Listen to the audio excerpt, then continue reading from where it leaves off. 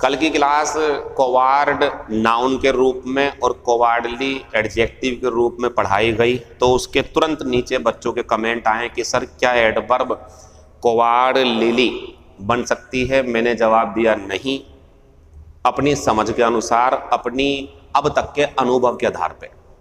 फिर कुछ बच्चों के कॉल्स आई, मैसेज आए, उन्होंने कहा सर हमने इन टीचर्स से पढ़ा है तो उन्होंने ऐसा बताया है। तो अब जब कोई टीचर पढ़ाता है तो हम उसे एकदम से नकार नहीं सकते हैं, क्योंकि मैं भी कुछ पढ़ाता हूँ, इंसान हूँ, हो सकता है कि मुझसे गलती हो जाए या हो सकता है उनसे गलती हो जाए। तो इसे चेक करने के लिए, इस बात को समझने के लिए जब हमने सर्च करा तो पता चला कि कोवार्डली एडवर्ब तो है, लेकिन अगर एडवर्ब लगानी है आपको तो इसे नहीं बल्कि इसे प्रीफर करना पड़ेगा। आपको प्रीफर करना पड़ेगा मतलब ये, हमारी लैंग्वेज जो ग्रामर बेस्ड है हमारी, वो ब्रिटिश बेस्ड है, अमेरिकन बेस्ड नहीं है।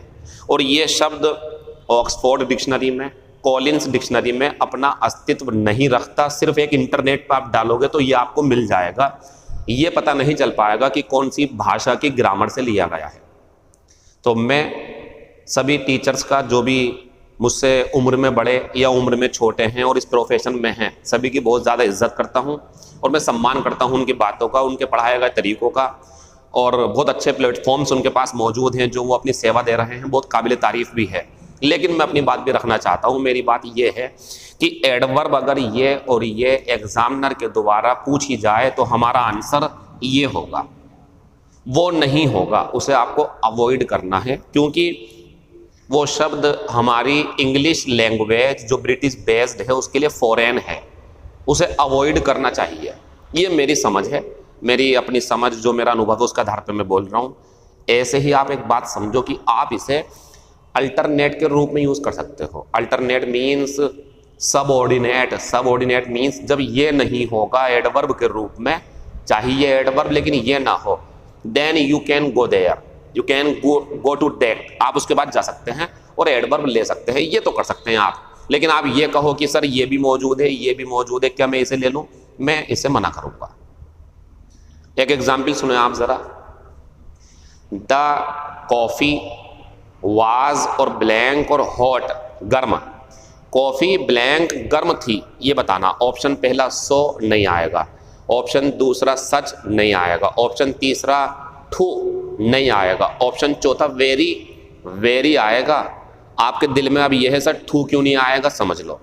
जब हमें ये बताना हो कि कोई नाउन कैसा है, लेकिन आगे ये नहीं बताया गया हो कि नहीं पिया जा सकता है, नहीं खाया जा सकता है, रिश्वत नहीं दी जा सकती है, सवाल सॉल्व नहीं कर सकता है, तो तब तक हम ठू से बचते हैं, वेरी लगा देते हैं। कॉफ़ी बहुत गर्म थी, लेकिन सेंटेंस दोबारा सुनो आप। द कॉफ़ी वाज ब्लैंक और हॉट, सेम सेंटेंस, लेकिन ऑप्शन सुनो। सो नहीं आएगा, सच नहीं आएगा, एनफ नहीं आएगा, ठू, वेरी तो नहीं है ना, अब ठू आएगा आंसर। अब हमारे पास विकल्प हमारा सूटेबल वाला नहीं है, वेरी जो आंसर होना चाहिए था। अब हम ठू पे जाएंगे, क्योंकि हम सेंटेंस का आंसर तो ज़रूर देंगे। बात आती सर सो पे चले जाओ, सो से बचें आप। चाय को गर्म दिखाना है, इतना की क्या, कोई दैट क्लोज है क्या आगे? दैट क्लोज होता तो सो पे विचार करते। सच नाउन लेता आपने बाद में, हॉट एडजेक्टिव है। एनफ इसलिए कट गया क्योंकि एनफ बाद में आता, एडजेक्टिव पहले आता, और यहाँ एडजेक्टिव बाद में है। पहला आंसर लगाना, ठू लगा देंगे। हिंदी सुन लेंगे। जब आप किसी के सामने कॉफ़ी रखते हुए ये कहोगे the coffee was very hot, तो यह है भाई कॉफ़ी काफ़ी गर्म थी, उसने चेक कर ली थी, गर्म लगी उसने रख दी। लेकिन जब किसी ने ये कह दिया आपसे कॉफ़ी देते time the coffee was too hot, तो उसने हल्की सी चेतावनी दे दी आपको कि सर अभी पीना मत, सर इसे पीना मत, अभी बहुत गर्म है, जीभ जल जाएगी, इतनी गर्म कि पी नहीं जा सकती है। ये टू हॉट का मतलब है, लेकिन वेरी मौजूद होता तो वो आता, और वेरी नहीं है तो टू अल्टरनेट बन गया। ऐसी सेम यहां कर सकते हैं आप। ही वाज फाइटिंग, एडवर्ब चाहिए ना, ये आंसर है, ये हमारा answer.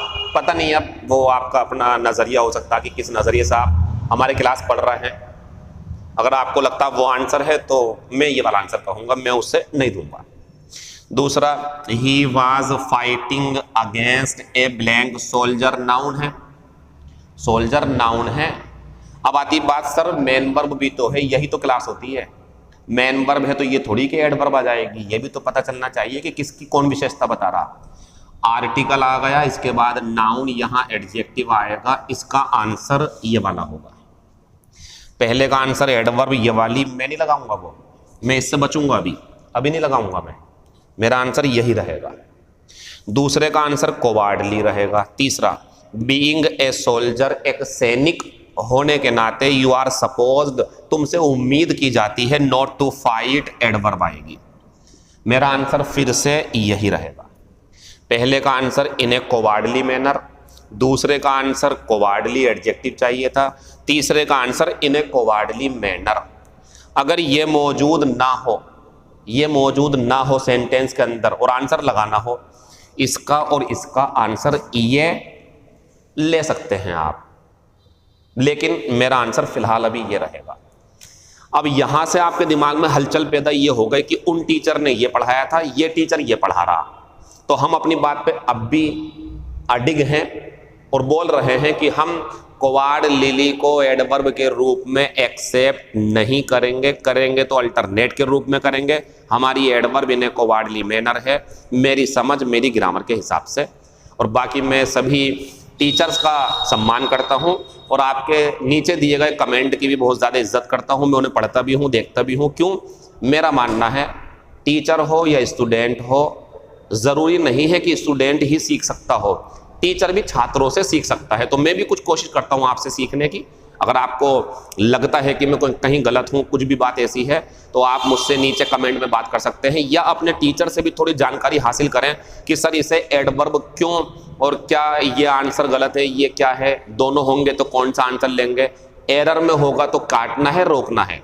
You must ask, it's your right, मुझसे पूछना, मैं आपका टीचर हूँ। जहां आप पढ़ते हो वहां भी पूछ सकते हो। चूंकि हम इस वीडियो में बहुत लंबी बातें नहीं कर सकते, तो मैं अपनी बातों को यहीं रोकते हुए डे नंबर 5 में आपसे मिलूंगा और आपके द्वारा नीचे दिए गए सभी कमेंट्स को अच्छे से पढ़ के उन्हें समझ करके आपको मैं अपने रिप्लाई दूंगा। मैं एक बार फिर बोलूंगा कि मेरा आंसर एडवर्ब के रूप में यह है, I will not accept that one, but in a condition, लेकिन एक शर्त है, when in a cowardly manner is not available, जब in a cowardly manner available नहीं है तब मैं यहाँ चला जाऊंगा, ये मैं कह सकता हूँ आपसे। Thank you, all the best, see you in next video.